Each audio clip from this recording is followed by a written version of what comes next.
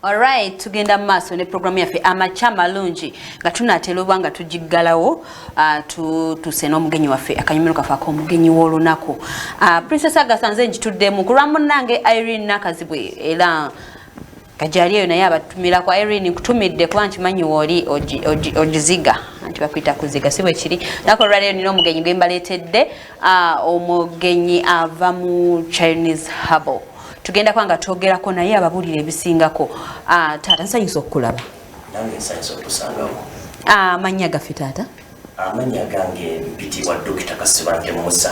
Dr. Kasibante Musa. Dr. Kasibante, obulamu buli butya? Alhamdulillah. Obulamu temulina buzibu. Bulungi nnyo. Mukama bw'abukwatako. Buli kimu kibeera okke. Weewaawo. Taata, gwe Dr. Kasibante Musa. Oli musawo waaki? Nze nga Dr. Kasibante Musa tugamba ndi musawo owa Chinese Natural Care. Okay. Chinese Natural Care nzijjanjaba ya Luyu. Okay. Esibuka mu lwa China Guangzhou Sheilong. Yes. Nga tukozesa obutonde emmere eddagala. Yeah. Weewaawo. So nze ndi mukugu mu kujjanjaba nga nzijjanjaba kye tuyita eczematic infections endwadde ez'olukonvuba kw'oteeka general body structure. Muno mwentwalira bana aba slimming, aba hormone boosting, omuntu nga wakogoka ate nekola ku kyetuyita detoxification oba okwoza obucaafu mu mubiri. Okay. Ine bigambo byogedda byo China byesimanyi so na biddamu ngoyagozaamu mpola.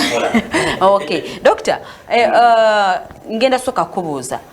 Omulimu guno kiki ekyakuwaliriza ogamba nti kuba Harble mu Uganda muno mulimu Harble bangi abakola Harble. Lwaki mu nsi yo simwe wasinzira n'ogamba nti kankole Harble we Uganda? Lwaki wagenda ku Harble we China? Engombe nnyo ekibuuzo ekyo nakyagala dda naye nali nabulwa akimbuuzaako. Nkikubuuzizza. Waaw. Abalungi abatulaba ensonga lwaki nayagala okubeera nti nze neeyawula okuva ku Harble wa Uganda nzire ku Harble w'aba China. Okay.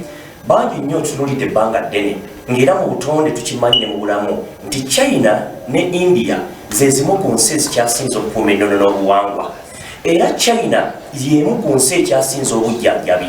Kyali kyeyo China namalayo emyaka gyali 6 Guangzhou Sheilong nga nkola ne Dr. Long Khan wamu ne Yanga Khan. Era omulimu gwaffe gwali gwakuba ntukola baffe locals abava mu mawanga ag'enjawulo eddagala ly'aba China likola litya likola kuki netusobola okuba nga tukola translations. Ebbanga lye namalayo nakizuula nti abantu bangi baafunamu okuganyulwa mu ddagala ly'aba China. Naabe kennyini ayogera nalikozesaako era nendaba ng'ekyamazima lisinga ku lyaffe eryawano.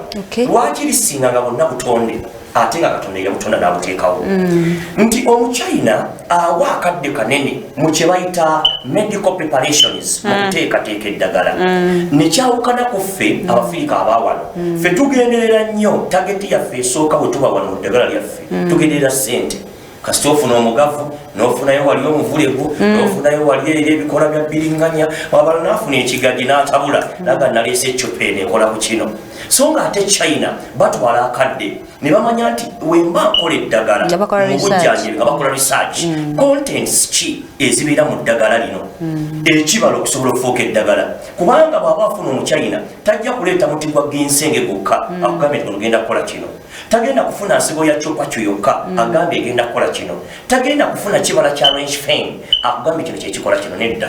Omuchina lwaki nayagala okujja mu ddagala lyabwe kyendiko Omuchina ku ddagala lyabwe atwala akaseera n'amanya contents ki zenina okugatta okujjanjaba omulwadde w'enseke. Contents ki ezirina okubeera mu bibala bino okusobola okujjanjaba ayagala okusala omugejjo. Contents zenina okukozesa okusobola okubalansinga omuntu wa pressure kubanga pressure si kirwadde. Najja n'amanya nti mu ddagala lyange nina okuteekamu kye tuyita inhaler. Ekyo kirina okubeera nga kifufugaza akawuka ako akayita infection ey'omubiri. N'amanya nti mu ddagala lino nina okuteekamu kye tuyita antibiotic. Eyo antibiotic erina okuwa obusirikale amaanyi okusobola okulwanyisa ekirwadde. Era n'amanya nti mu ddagala lyange nina okubeeramu ne kye tuyita broker. kakati broker is stopping omulimu gw'akawuka akandibadde kagenda maaso n'okusensera omubiri era n'akomekereza ng'agamba mu ddagala lyange n'okusamu painkiller nga nakujjanja basooka n'ensirisa ekirwadde mangu ddala zitandika okukola ki okukola so we namala okulaba ebintu ebyo nakizuula nti eddagala ly'abachina lyamaanyi nnyo okusinga eddagala lyaffe yensonga lwaki era kati olaba gavumenti yaffe eya Uganda ekkiriza eddagala eryo okuvannyuma lw'okusunsulwa okuba nti likkirizibwa okuyingirawa Uganda wano ewaffe. kaka Dr. Kasibante Musa atweyanzizaawo okugezako otunyonyola kati nekyo ate nsaba okubuuzaamu njawulo ki eri ku wakati w'eddagala erya Harble n'eddagala ezzungu kubanga ekyesanga nkubuuza ekyo nalyo liriko overdose nti singa nywa eddagala eryo mba nywedde overdose oba lyo malaganywa yes ekibuuzo ekyo era nakyo kirungi nnyo eri abatuwuliriza n'abatulaba njawulo ki eri wakati w'eddagala kuba eddagala ezzungu liriko overdose yes kati lwaki eddagala ezzungu eryo libeerako overdose era ensonga lwaki bwogezako ogendako mu bitabo bakugamba drug is not the same as medicine. A drug is not the same as medicine.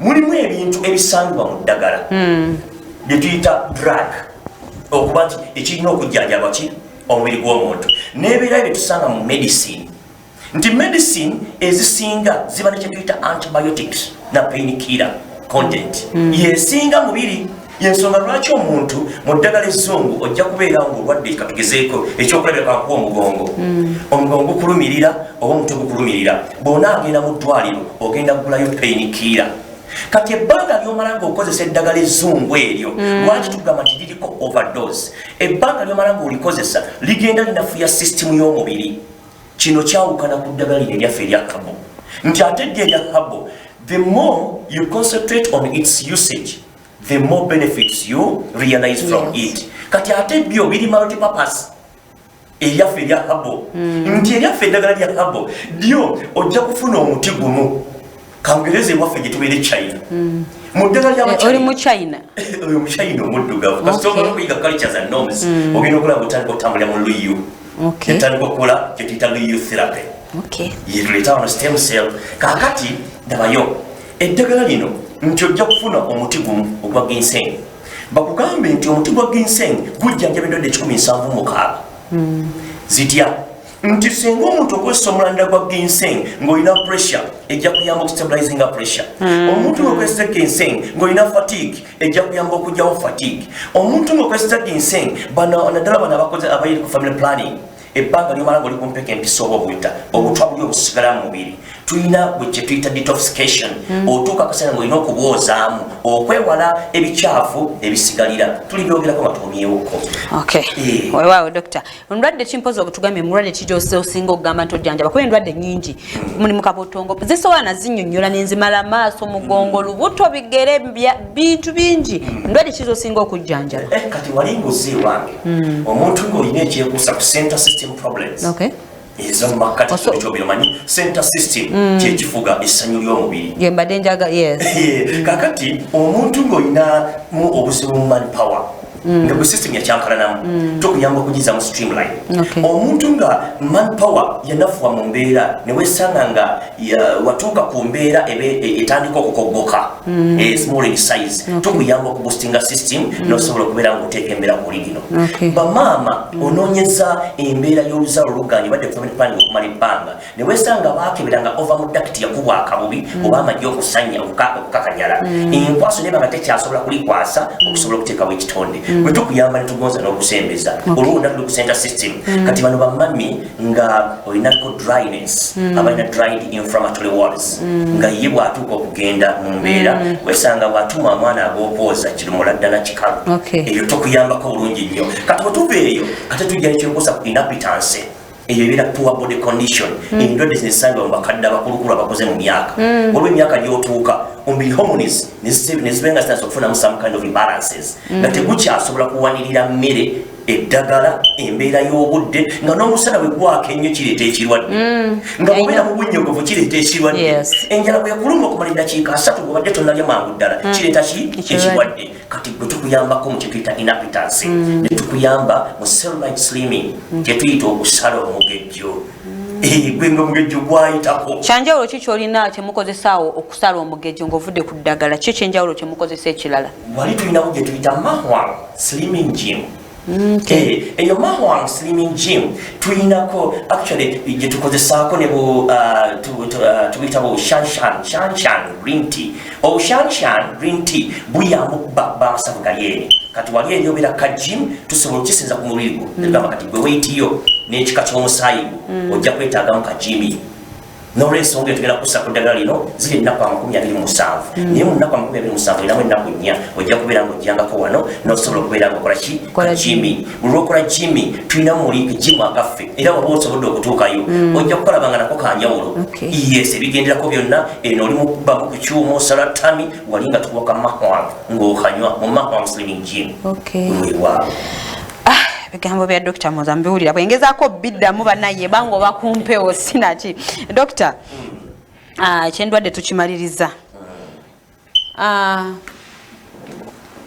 otugambe waliwo kyenjagala okubuuzamu awo ku ngeri y'okujjanjaba n'abaana abato oba olina age nti eno age tugijjanjaba ono age tetugijjanjaba omanyi eddagala eryabo lwaki ndyesibako nga mbuuza ekyo so ebisinga waliwo wootuuka nga naddoozi oba okugikupimira etawanye kati njagala kunziramu kimu nti n'abaana abato basobola okuweebwa edyo eddagala erya Harble kakati ngera bikibeera mu ddagala ly'abazungu omwana omuto asobola okulwala ekirwadde kagesa omulumizibwamu komutwe abafunyemu olubugumu n'agenda mu ddwaliro ng'ali mu myezi empeka ya panado ekozesebwa omuntu omukulu mu myaka 2-3+. Naye omusawo n'akugamba twala empeka eno gimenyemu koota ebitundu 4 omwana omumwe kaki kakoota ku makya oba n'akawungeezi so nga ate omuntu omukulu bajja kugamba empeka 2 emirundi 2 kati ekyawula eyo yejja neyeyoleka mu ddagala lya Harble nti eddagala lyaffe erijja ekirungi okuva e China teringa lyawo nti bakoze eccupa lubeere ne bagikwasa nedda era bawandiikako 14 years under one time was 3 emyaka 14 okudda waggulu bali be bagikozesa abantu bagikozesa kakati bwojja kitegeeza tujja kubeera nga tuyina okugabizaamu amaanyi g'eddagala okusobola okuyamba n'onali mu myaka egyawansi so mu bufunze tukuyamba okutandika mu myaka 2 wali ku high tempo. Doctor, kati ogenda kusooka banga kiri omaze mu kintu kino ekyokujjanjabira mu nkola yaffe oba eya Harble ey'Abachina eyo maze emyaka giri mingi kangate emyaka 10 wange emyaka 6 ti China Guangzhou Shillong kakati ate emyaka 4 wane waffe nga tutegeezako okutuusa enzijjanjaba eno n'okugitegeeza abantu n'okusobola okuginnyonnyoka weewaawo so ewaffe wano mu butaka giri emyaka 4 gyewakatujjanjabira Doctor kubikwatagana kuba ndaba abannayuganda abalina Harble abalina ki babeeramu n'enkola ey'enjawulo nti gwe tolinayo basenga noba otagenda wala mu byabasenga kuba essaawa gye tulimu si ebyo naye olinayo abasobola okuyambibwa nti njagala kujjanjabwa nina omukolo naye munaye tebantuuza eyo wo waliyo kusayiniya mwe Abachina nammwe mulinayo basenga bamwe ababuulirira mu Luchina babuulirira mu ki kakati ekyawula kiri kimu nti ensi eri eyogera olulimi Oluchina olwa Kuntai kati ate n'ensi eyaffe eyogera olulimi Oluzungu ne tugatta Oluganda Abanyarwanda n'Abakiga mwebali n'Abakonjo kakati era cultures zifaanagana nga bwe kibeera nti wano e Uganda katugeze emirimu egimu egy'obusenga obajja kugamba nti bw'oba ogenda e Karamojja eyo ng'oyagala okutunda katugeze akadagala nga ka Shijin Wang ak'Abachina twin tooling oil ye Karamojja oyinza obutakola market kati bw'ojja wano mu Buganda ne bakategeera n'eri China gye kiri mulimu ensi ezirina customer norms ezigenda mu beliefs ezaabo ancestors basengazi baani kati ne wano era bwe kiri so ewaffe bw'agamba nti oteekateeka mbeera obufumbo busajjuse naawe maama nga weetaaga okuba mu counseling zaabo tukutegeeza nti bwe Saturday ne Sunday bw'oba osobodde okutuukawo ku Chinese tea herbs ba high road wennyini awo appointment tuzikola era singa nosobola basangawo ojja weebali nosobola okuba nga olongoosa embeera eba ekyakalanyeeko mu mbeera y'obulamu saidi yamwe eya China kwanja bayita Abachina ongambye oli mu China omuddugavu waliwo ekintu ekiriko mu kye tulaba mu Harble waffe ono owaffe kalefe abannayuganda nti bayinza okugamba nti ogenda kukozesa eddagala lino for 2 weeks or 3 weeks kati mmwe ekyamwe kitya kikolera kuba ebintu by'Abachina ebisinga mbimanyi kagwirawo magic kati mmwe eryamwe likola litya litwala bbanga ki okuba nga omuntu alongooka omubiri ngakati tulina kyetugamba nti the treatment of infection sometimes depends on how long has the infection taken on your body. Bw'oba ojjanjaba ekirwadde ebiseera ebisinga kisinziira ku bbanga kiri omaze n'ekirwadde ekiraatero kisigirizaako n'abasawo baffe abantu tusanze wano e Uganda bannasoma Panadol mpeka eseptulins n'ebirala nti bw'oba ojjanjaba omulwadde engeri gye nzijanjaba kangereze ku birwadde ebya bulijjo ebiri common infections candida kabotongo nziku n'ebirala nti omuntu ng'amaze n'infection okumala ebbanga lya mwaka gumu n'enkuwa eddagala lyenkuwadde nga lyerimu lyempadde n'omuli amaze n'infection ebbanga lya wiiki emu quickness obwangu obujjanja ne results bwawukana nti bw'abadde yakakifuna mu wiiki emu ojja jjukosa njagamba mu nnaku 2 eddayo okebera olojja kukebera nga kyetuyita bacterial load omugugu gw'akawuka gusalise omanyi wano e Uganda waliwo ekintu ekitabaddeewo ate nakiraba nnyo China nti China nziramu kibuzo kyombuuzizza kubanga batuuliriza atunyonyoke bulungi nnyo China baba bajjanjaba ekirwadde bakonsideringa kyetuyita bacterial load and viral load yes kyembadengeno ganti nyonyola omulabi waffe wa EBS oba omugugu gw'akawuka akaleeta ekirwadde ekyo mu mubiri gwo kati omugugu ogwo gwongerezebwako gutya nti ebbanga ly'omaze n'ekirwadde akawuka kano kagenda kazaala ensonga lwaki kugamba nti ffe nga tukozesezza katulina ecupa gye tuyita fengiyugin chantal kubano balina HIV omuntu nga olina ekirwadde ekyo bagamba AIDS tawona naye nembuuza abasawo baffe abawano bw'oba ogamba tawuna lwaki otuma omuntu okebera viral load nojja nosanga nti viral load erina concentration ya bitundu 8 nobabeeraku ARVs after some time noddayo n'okebera viral load n'olaba nga ate eri below the market kitegeeza the more you use the drug or herb ojja kgenda oginafuuyisa ddala you can zenox it to zero kakati labayo kyobuuzizza nti mulina ebbanga limubawa ebbanga litukuwa ansa yeryemu gwatuuliriza kisinzira ku bbanga limaze n'ekirwadde okay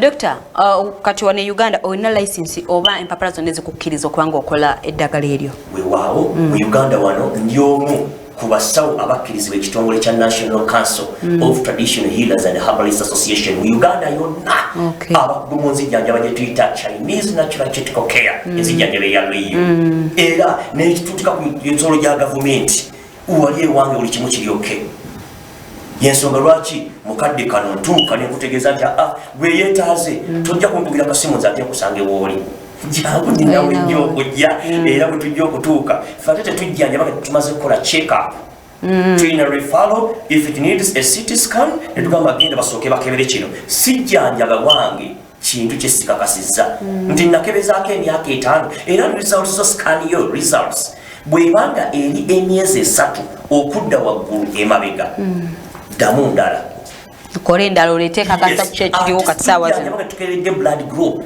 kubanga lina variation with the nature of the blood group wano Uganda tetukimanyi tusobola kimu kusoma ddaga kusoma bulwadde naye omuntu wa blood group O ne blood group B+ baawukana mu nzijjanjaba ne wa blood group NB kubanga emusayi guli gw'amaanyi ate guno munafu yensonga lwaki banja jagenda mu ddwaliro akaaba omusujja omusawo ajja kukwatira empeke Panadol kuweeko ne kotam bakugamba emirannyo emirundi emeka 2 olunaku obuddagala liggweewo ono amala akomewo mu ddwaliro agaye musawo naye omusujja nkyabuuliramu ate oli akwate kotam amumire mu lunaku lumu omusujja gubule aterere yes kati ekyo ntera nnyo n'okukiyigirizaako abasawo baffe abaawona yes manyi sinyooma naye nnyumirwa nnyo okutambuza obubaka mwenna mukola ekintu kyekimu kiba kikulu nnyo akati dokita nga tugenda kugalawo programu yaffe ey'amakya amalungi genda kuwaayo ku ddakiika eziryawo sooka onyonyola abantu wawe osangibwa omuntu waba akwetaaza akuba ku simu ki ye nekyanga sinakituukako mu ddakiika ako kamu mulina we mutendekera abakozi bwe mwagenda eyo ne muyiga mmwe mwekka temwagala kumanya ffe kutendeka abaana baffe wano abato kati ate President waffe atuyigiriza nnyo okusaka netuleeta wano ewaka kitegeeza bwensaka nendeeta sijja kukyesigaliza bwe naafa nenvaawo nga sireseganirwamu etya kati nze ewaffe tukola recruitments ne tuyigiriza ebintu bino ebitonotono ebitandikibwako abakozi abo omwana nti bw'aba asobodde okukiyiga era ku Chinese tea hubs nkuwa kaadi nti gwe nemba kugambye kakati nkutadde osobola okujja n'obinona n'otwalira kuli okumpi mpozi atalina kaadi oyo kitegeeza tali qualified yalemererwa okubaako byannyonnyose kati ali ewala mwewala okuleetera eddagala kuba wandirifunamu ensobi. Okay, Dr. Sibola abantu ng'obalagirawo w'osangibwa buli kimu tugalewo programu yaffe olunaku olwaleero. Wakansooka mbalagirire mbasiimu. Yes.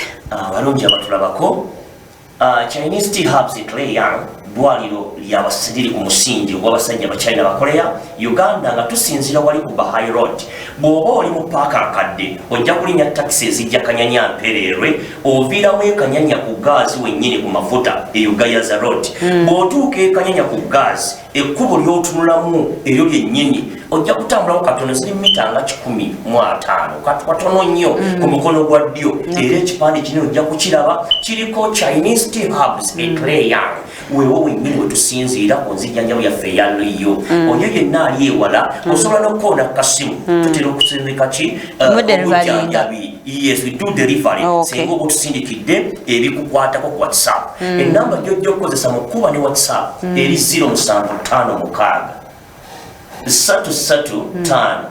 335 leka njiddemu 0756 0756 yes 335 335 333 0756 335 333. That's the number for Chinese tea hubs at Etleyang and Bahai Temple. We have very much concentrated with the Chinese natural medical care using natural herbs from China and India.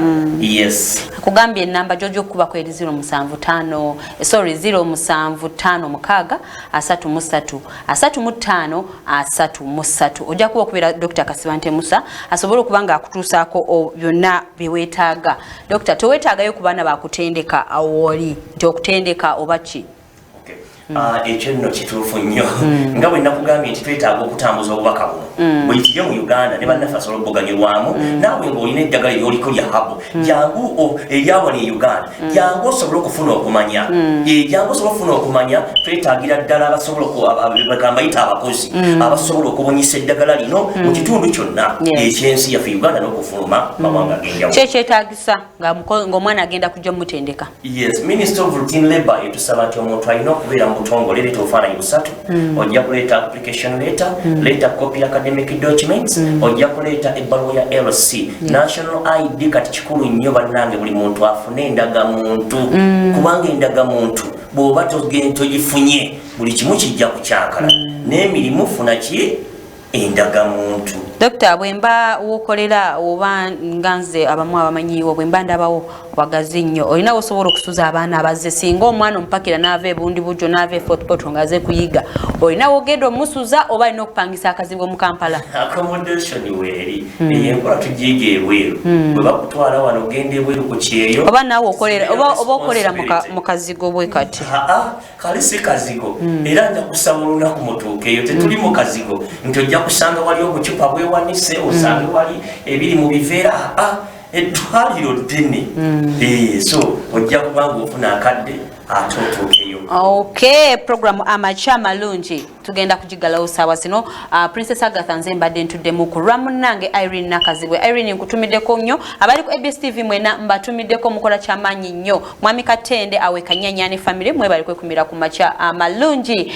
Tova ku ABS TV nga bwe bagambye tuggulawo buguzi programs ezijja nnyingi emabega. Tova ku ABS TV